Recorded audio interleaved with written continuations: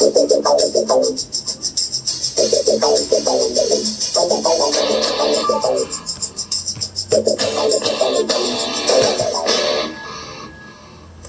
and welcome to Ahead of the Curve. I'm Nancy Weiner. Today we're talking about panoramic photography. It is the latest wave in photo taking, and it's making huge inroads in commercial photography as well. And I'm joined today by an award-winning photographer. His name is Jook.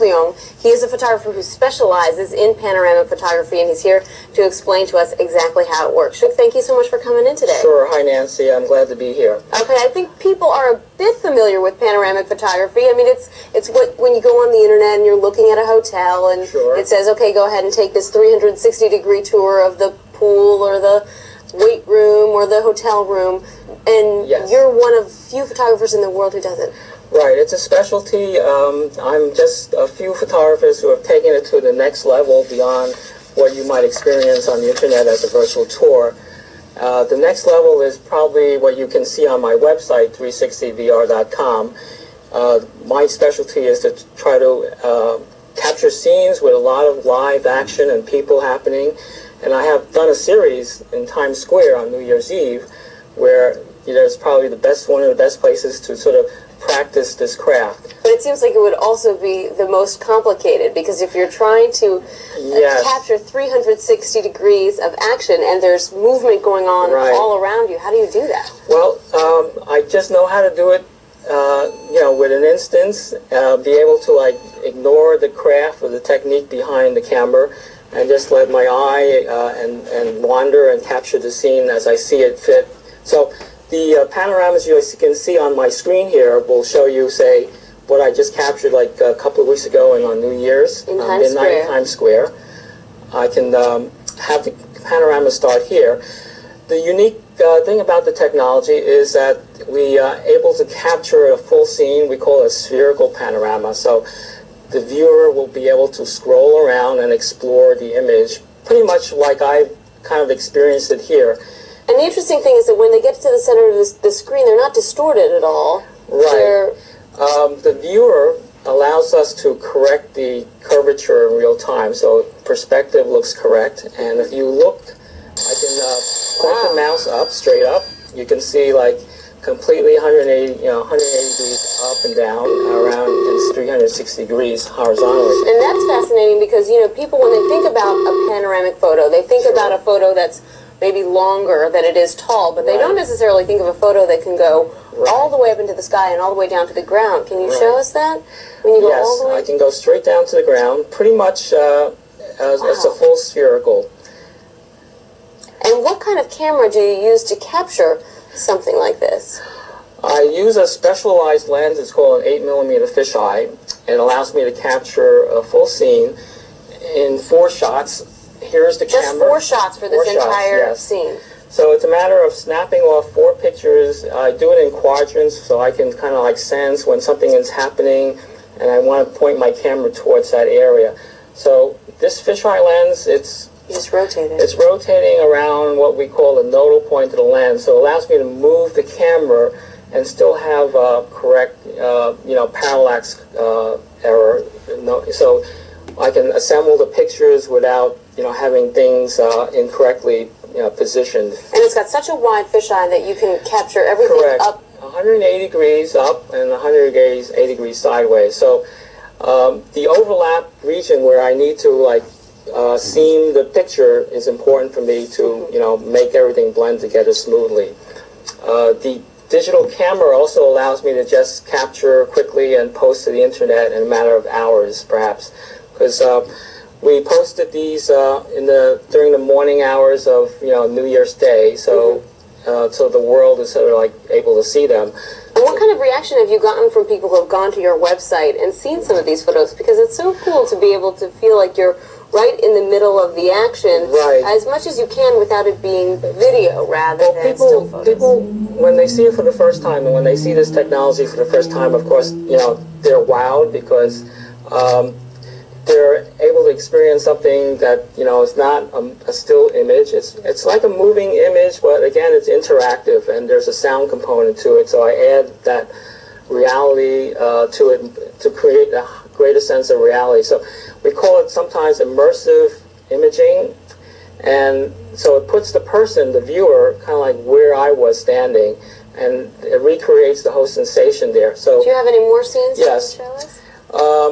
we can go back to the previous year, and again, There's you the could Times see Square Studios. Times Square Studios at 44th Street. Yep. And we can watch. And this is right at midnight. Right, it's a little bit after midnight when the fireworks go off and the confetti gets, into the air. So, and the Times Square is a wonderful place to, to practice these panoramas because people are just, in a celebratory mood and the excitement is there. They're kissing, really. Yeah, so you can capture emotions, and everyone is there to just welcome New Year's. And I want to share this with the rest of the world. And we'll talk a little bit more about how you're doing that when we come back. We'll also take a look at a few more pictures and talk about the commercial applications of this kind of photography. We'll be right back with Jook. You're watching Ahead of the Curve.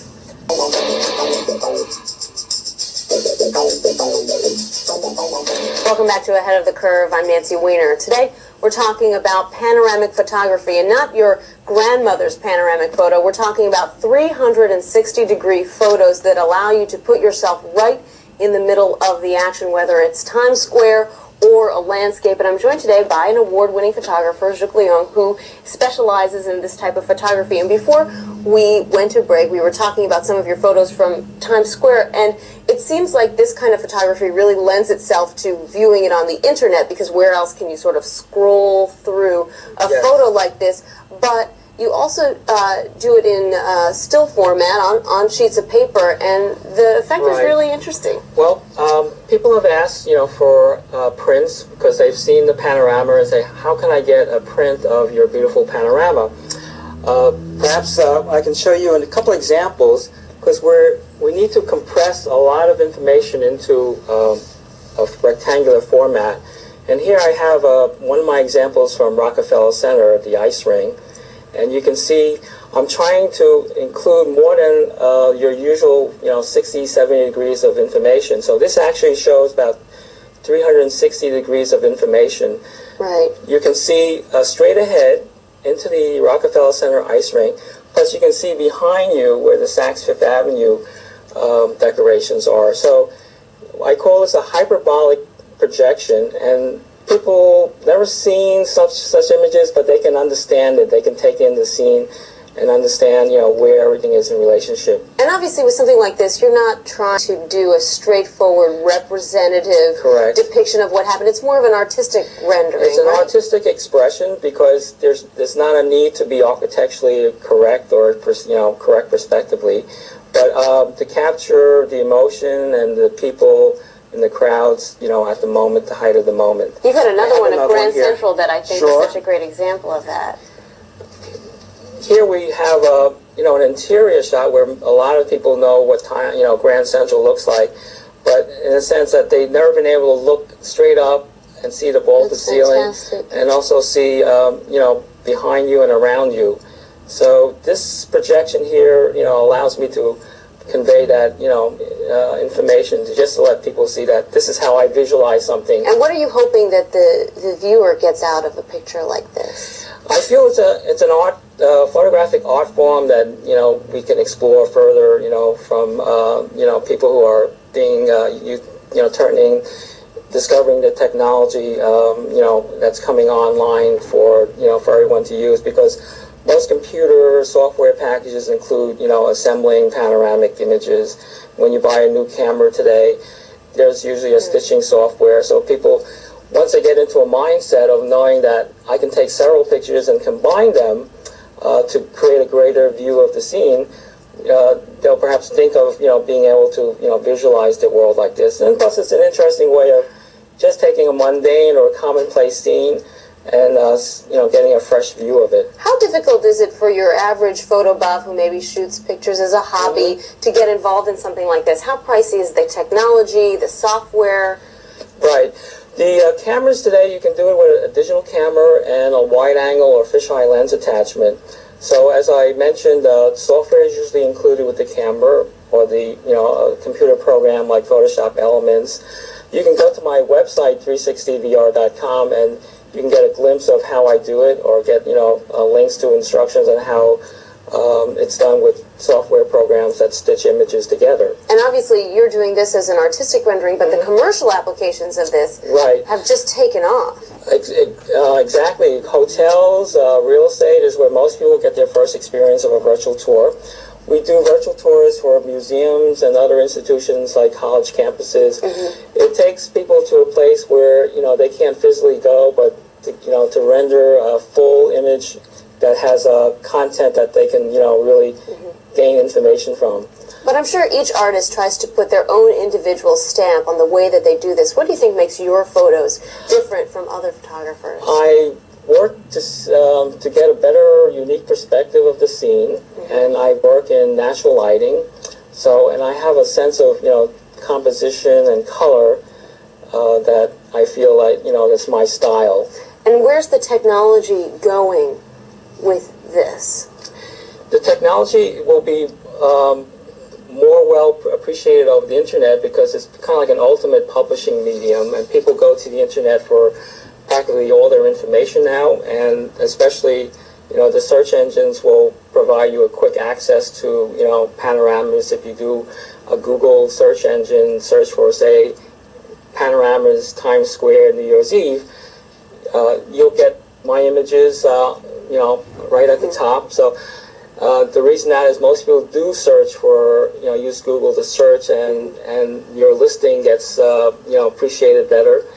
The panoramas that you see here, I guess I've gotten comments around the world from, a worldwide audience, and say they're fabulous, and they want to do the same, and they want to, appreciate this, the way I have seen the world. We were really in awe of them here, so thanks so much for coming by, for bringing the stills, for bringing the software and the camera, and thanks for bringing us a tour inside your 360-degree virtual world. Yeah, I'm happy to explain it, and I'm glad, everyone's excited about it. Thanks so much for coming in. Jook, he is an award-winning photographer who specializes in panoramic photography. Thank you, Nancy. Sure thing.